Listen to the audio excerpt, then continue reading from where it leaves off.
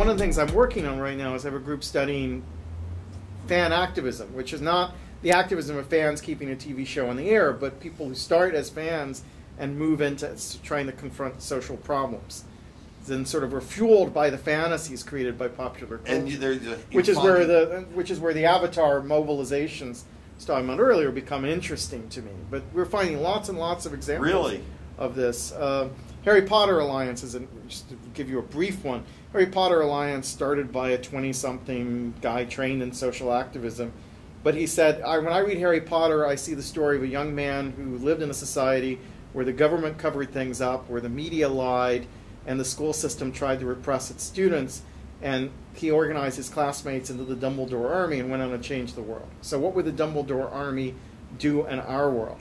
And so it provides him a metaphor for activism, and they've gone after, they've started with human rights issues because of Rowling's involvement in Amnesty International, so they went after tried to educate people about Darfur, world hunger. They've just raised the cargo plane full of supplies for Haiti. They've been involved in workers' rights at Walmart. They mobilized voters on gay marriage issues in Maine, California.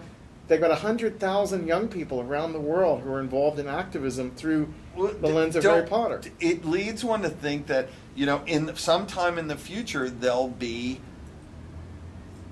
the worlds of fantasy will be implemented in our real world. They'll be like countries, yes. And like Thomas Jefferson would approve.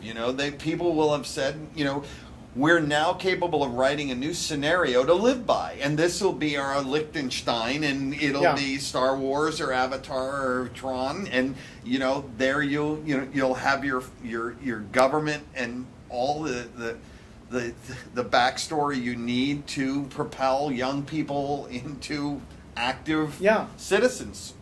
So I jokingly predicted a while back that the parties of the future will be the Deadheads and the Trekkers. that will be the divide. This is where this political is going. Parties, and it's like, what is your fantasy? What's your utopian image? And how do you activate it? Yeah, because who's sitting around saying, well, my utopian image is Congress? Yeah, no one. Right.